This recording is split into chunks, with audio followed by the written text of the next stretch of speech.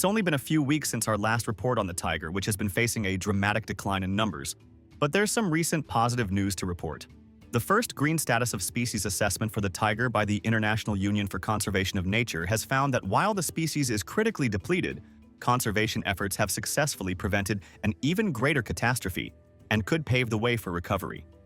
This major assessment was led by scientists from the Wildlife Conservation Society, the Worldwide Fund for Nature, Panthera, and other conservation groups. It's the most detailed analysis ever conducted on tiger recovery potential. What makes this study unique is that it doesn't just look at how close a species is to extinction, it also measures how far it has come and how far it could go toward full ecological recovery. The findings show that tigers remain in serious trouble. Their numbers are critically low, and the species continues to face enormous threats. Habitat loss, shrinking prey populations, and illegal poaching have all contributed to their decline. In 9 of the 24 regions examined, tigers are now completely extinct. Even in the areas where they still survive, many populations are considered critically endangered at a regional level. Yet, despite this grim picture, there is a positive side. The assessment reveals that conservation efforts, especially those focused on protecting habitats and stopping poaching, have made a major difference. Thanks to these actions, tigers have avoided total collapse and have even started to recover in some areas. In fact, for the first time in over 100 years, global tiger numbers are increasing. The study rated their conservation legacy as high, showing that past efforts have saved the species from disappearing entirely in several key regions. This assessment shows that tigers, though critically depleted, are far from a lost cause, said Luke Hunter, Executive Director of the Big Cat Program at the Wildlife Conservation Society and lead author of the assessment. Thanks to conservation, they have survived the worst century in their history. With renewed commitment and collaboration, they can recover across much of their range.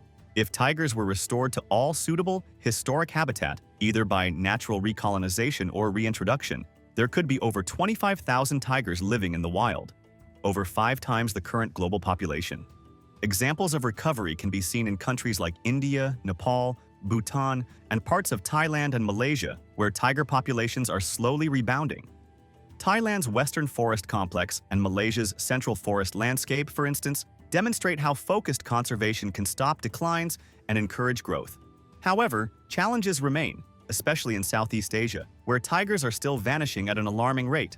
The report also highlights that tigers now exist in only 10 of the 46 countries where they once lived. But conservationists see this not just as a loss, but as an opportunity. By working closely with local governments and communities, there's potential to bring tigers back to areas where they've disappeared. Scientists caution that tiger recovery takes time. Because these big cats reproduce slowly and need large territories to thrive, major improvements may take decades. However, with ongoing protection and cooperation, populations could see remarkable growth over the next 10 to 20 years. Key conservation sites, such as the land of the Leopard National Park in Russia, the Northeast China Tiger and Leopard National Park, and India's many reserves, are leading the way.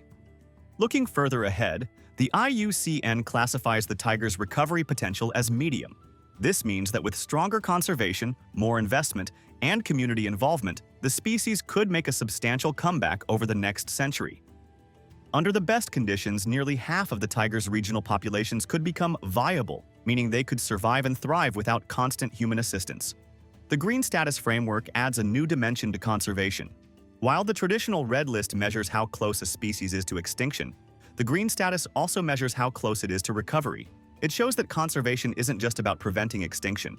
It's about helping species reclaim their place in nature. Don't stop here. Find out more. Visit the links in the description below for more in-depth information on the stories presented in this video. Or if you are a part of a wildlife organization doing something interesting right now, let us know in the comments.